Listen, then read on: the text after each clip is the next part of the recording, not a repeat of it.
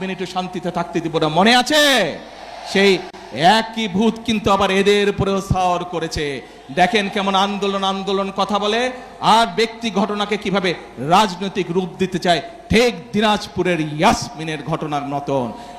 এই ষড়যন্ত্রকারীদের বিরুদ্ধে আপনাদেরকে সজাগ এবং সতর্ক থাকতে হবে, কারণ তাদের অতীত ইতিহাস বলে দেয় যে কতবার দেশ স্বাধীনের পরে, দেশ স্বাধীনের আগের শুরু থেকে তারা কতবার চেষ্টা করেছে দেশের মানুষকে বিভ্রান্ত করতে।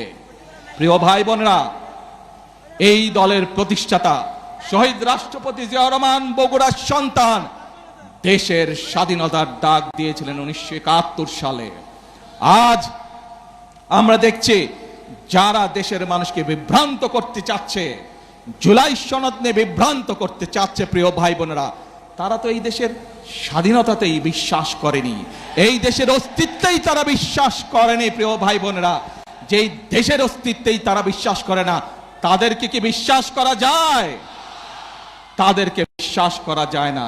যেহেতু তাদেরকে বিশ্বাস করা যায় না, প্রিয় ভাই বোনেরা, বাংলাদেশের মানুষ বিগত 12 তারিখের নির্বাচনে ম্যান্ডেট দিয়েছে বিএনপিকে আগামী 5 বছর রাষ্ট্র পরিচালনা করার জন্য। কারণ আমি যেই পরিকল্পনার কথাগুলো আপনাদের সামনে তুলে ধরেছি, এর সাথে আরো যে করে পরিকল্পনা আছে, যেই 31 দফা আমরা মানুষের সামনে দিয়েছি, যেই জুলাই সনদে আমরা সই করে এসেছি সংসদের দক্ষিণ প্লাজায়, দেশের মানুষ ম্যান্ডেট দিয়েছে সেই জুলাই সনদ বাস্তবায়ন করার জন্য। কোনো বিভ্রান্তিকর পরিস্থিতিতে আমরা পা দেব না। বাংলাদেশের মানুষ ম্যান্ডেট দিয়েছে যেই সকল রাজনৈতিক প্রতিশ্রুতি দেশের মানুষের জীবনযাত্রার মান উন্নয়নের জন্য আমরা মানুষকে প্রতিশ্রুতি দিয়েছি, বাংলাদেশের মানুষ আমাদেরকে ম্যান্ডেট দিয়েছিল সেই কাজগুলো বাস্তবায়ন করার জন্য। ঠিক ইনশাআল্লাহ। প্রিয় ভাই বোনেরা, আমি আপনাদেরই ভাই, আমি আপনাদেরই সন্তান।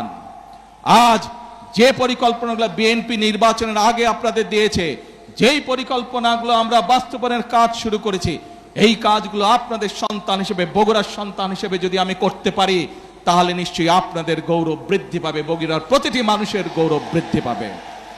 আজ আমি আপনাদের মুরব্বী সহ সকলের, মা বোন সহ সকলের দোয়া যেমন চাই, আমি আপনাদের সমর্থন তেমন চাই, এবং আপনাদের মাধ্যমে, মিডিয়ার মাধ্যমে সারা বাংলাদেশের সমর্থন চাই।